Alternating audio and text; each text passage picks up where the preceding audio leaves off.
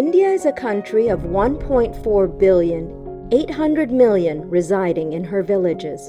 While the tranquil surroundings bring a sense of nostalgia and peace, underneath is the vast divide between the rural and urban population's access to markets, living conditions, employment, water and sanitation, infrastructure, education, and technology.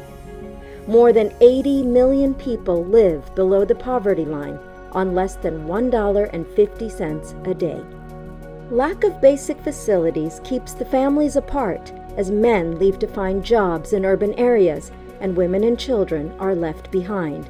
Schools that were built 75 years ago are in dilapidated conditions and lacking basic sanitation facilities, with girls often dropping out of school after puberty due to lack of toilets.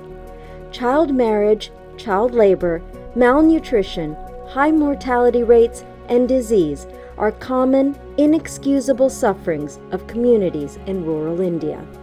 Although there are 4 million nonprofits or NGOs working in India to improve living conditions, the effort often is disruptive and invasive, without adequate thought to the ecosystems, where living, breathing communities are forced to accept external solutions that cause collateral damage.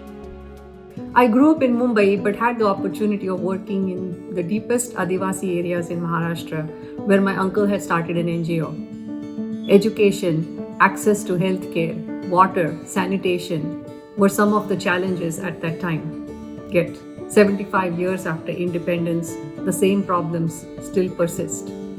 Girls as young as 10 years old are walking for miles to fetch 1 bucket of water for the family for the whole day.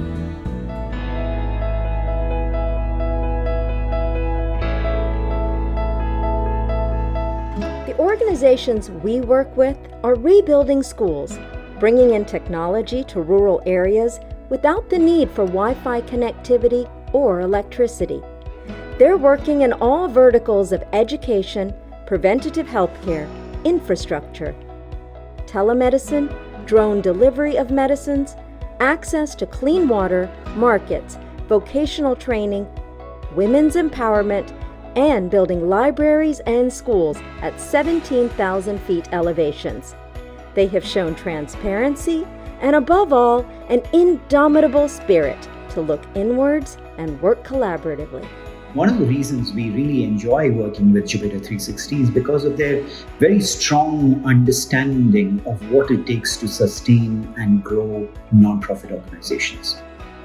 They also have an equally strong belief that it is important to invest in and grow internal capacity, as it is important to think about the program and the impact on the beneficiaries and how that impact is measured. Jupiter 360 reaches out to the brains and hearts of nonprofits. The brains being the governance models, the program discipline, the necessary needed technology, and the operational support. But the heart is the narrative. It's the compelling story that needs to be told. It's the realization of a broader cause. After turning 60, I look at life as not measuring the whys in everything I do, but the why nots. At Jupiter, the only thing we all wish to leave behind is a legacy of kindness. And no better way of doing that than to do good for the people who are creating change in India, making their life a little simpler. Jupiter is revolutionizing the nonprofit space by fostering an ecosystem of change makers and engaging hundreds of stakeholders to drive higher impact. Your contribution, large or small, goes 3 times further when it supports the founders to truly care for their beneficiaries in the long run. Join us. Invest with us in rural India.